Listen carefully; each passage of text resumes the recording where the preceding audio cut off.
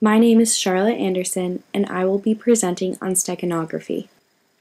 Today we will discuss what is steganography and how does the process work, what are the types of steganography, why is it used and how available is the software, the pros and cons of the technology and why it is important for computer forensics, as well as example court cases where steganography played a key role in the evidence.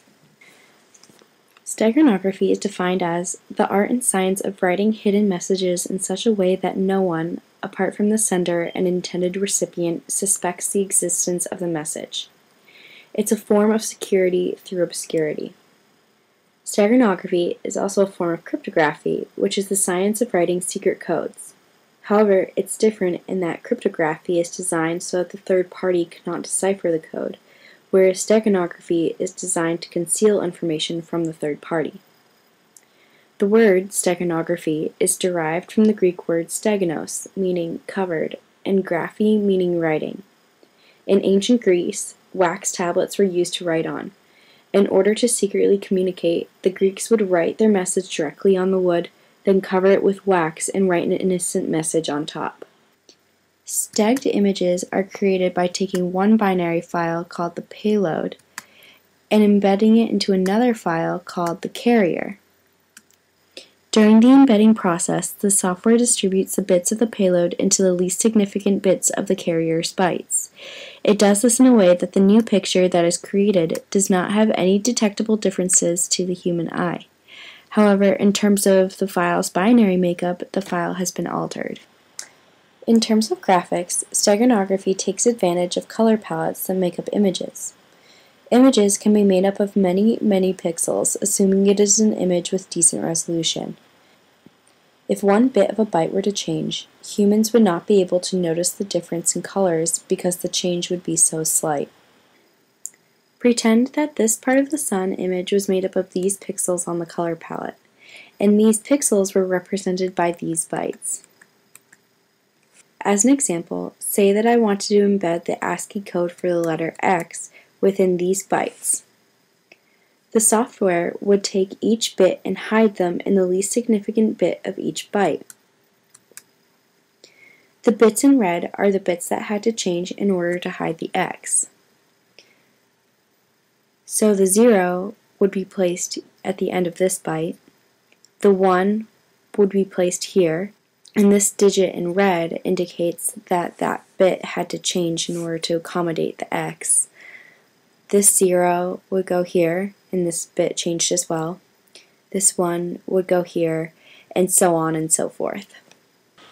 Although stegged images look innocent and are often overlooked if a third party is unaware of their presence, the secret payload is still at risk for discovery if it is not properly protected.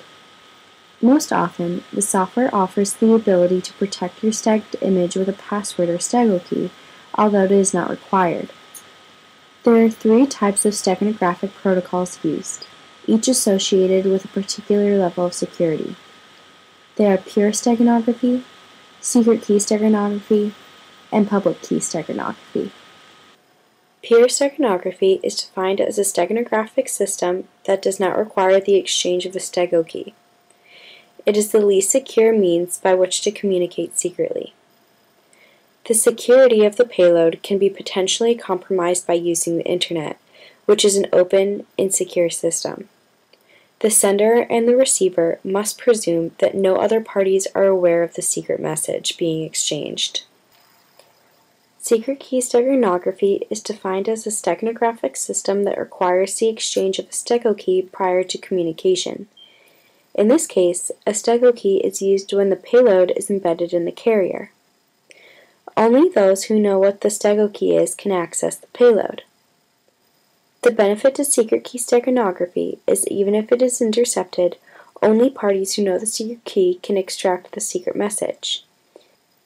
However, the downside of secret key steganography is the possibility that when the secret stego key is being exchanged, it might get intercepted, especially if done so over the Internet. Public key steganography is defined as a steganographic system that uses a public key and a private key to secure the communication between the parties wanting to communicate secretly. During the encoding process, the sender uses a public key. However, to decipher the secret message, a private key must be used. Both the public and private keys are directly related to each other mathematically. Out of the three types of protocols, public key steganography is the most secure. The multi-levels of security make the stegged image the most difficult to detect and access. Not only would the third party have to become suspicious of a seemingly innocent file, but they would also have to find a way to crack the public key's algorithm before they could access the secret message. These hard-to-crack hidden messages make steganography not just advantageous for criminals, but for businesses, bankers, and lawyers as well. In particular, businesses who must manage their clients' personal information definitely benefit from the highly secure communication. In addition to maintaining the security of clients' personal information, businesses can protect their trade secrets and sustain secure e-commerce. To ensure that these important documents are not tampered with, digital signatures of the file are often taken and a multimedia container password is established. Digital watermarking is another security technique used with stegged files. With this technique, a text or image watermark is embedded onto documents. A watermark protects the intellectual property of the author, as well as discourages reproduction or digital reproduction over the internet. In addition, it conceals copyright marks, serial numbers in digital films, audio recordings, books, and multimedia products. Technology has even now advanced to the point where printers and scanners now have begun to include steganographic features. Certain types of printers and scanners can now actually detect an embedded digital signature on a document or currency note. Once detected, the printer will automatically stop printing. Thus, counterfeits are discouraged from illegally reproducing copyrighted material. Unfortunately, the benefits of steganography are overshadowed by the negative ways in which it can be used. If in the wrong hands and not detected early enough by law enforcement, steganography software can do more harm than good. Most often, criminals use steganography to facilitate drug trafficking, child pornography trafficking, and credit card fraud. It has also been used in terrorist schemes. Following the events of September 11th, it was speculated that Al-Qaeda used steganography to plan terrorist attacks all over the world. Steganography is the ideal software for criminals because it enables them to easily send or post seemingly innocent files on the web to anyone all over the world. The software is very easy to attain, often free, and is becoming more and more sophisticated.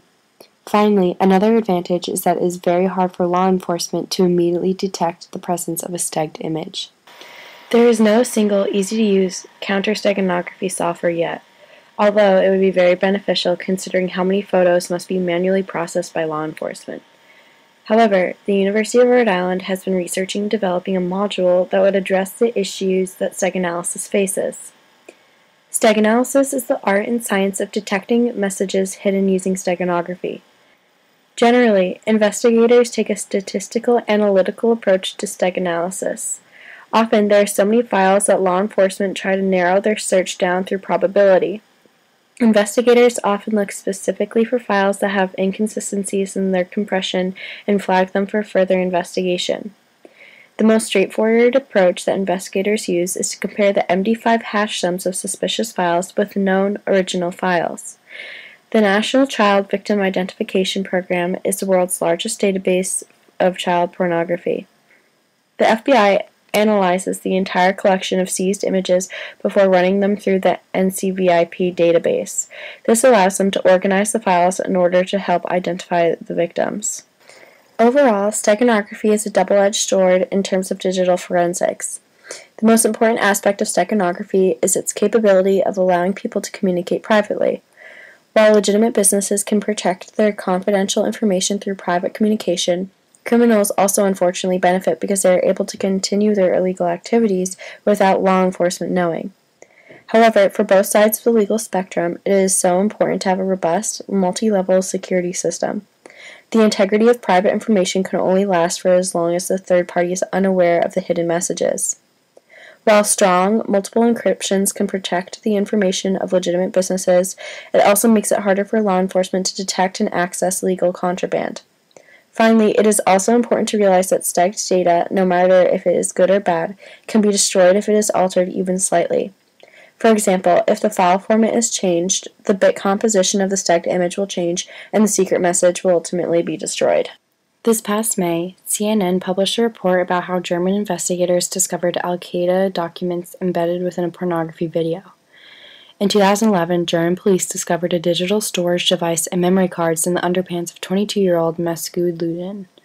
Within the devices, there was a pornographic video called Kick-Ass and a file called Sexy Tanya. After several weeks, German investigators finally cracked the password and accessed the software that hid the secret files. Over 100 Al-Qaeda intelligence documents detailing future terrorist plots were uncovered. In addition, terrorist training manuals in PDF format in German, English, and Arabic were also uncovered. The story first broke out in the German newspaper Die Zeit. One plan reported was the seizure of passenger ships. According to the reporter, the writer says that we could hijack a passenger ship and use it to pressurize the public. This would mean that the terrorists would then start executing passengers on those ships and demand the release of particular prisoners. The plan included dressing passengers in orange jumpsuits as if they were Al-Qaeda prisoners at Guantanamo Bay, and then videotaping their execution. The men involved in the transportation of this material then went on trial in Berlin for terrorism charges. To read more about the possible plots, I posted a link right below on this slide. The Illegals program involved the ultimate arrest of 10 Russian spies during the summer of 2010 by the FBI. The spies posed as ordinary American citizens and were assigned to report about U.S. policy in Central America, U.S. interpretation of Russian foreign policy, problems with the U.S. military, and U.S. policy with regard to the use of the Internet by terrorists. They were all charged with carrying out long-term, deep-cover assignments in the United States on behalf of the Russian Federation. The agents communicated with Mother Russia by using invisible ink, wireless networks, shortwave radio transmitters, swapping bags, and conveniently enough, by using steganography. In Moscow, custom steganography software was developed. In order to access the software, the agents would have to use the Control-Alt-E keys and insert a 27-character password.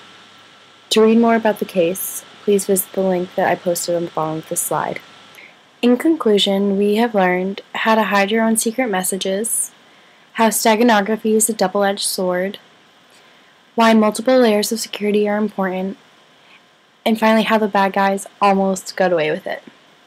For more information on steganography, please visit my webpage, which I provided the link for on this slide.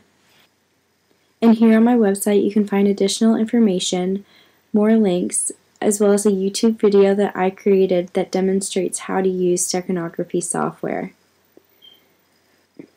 I also included a bibliography to directly connect you to all of my sources.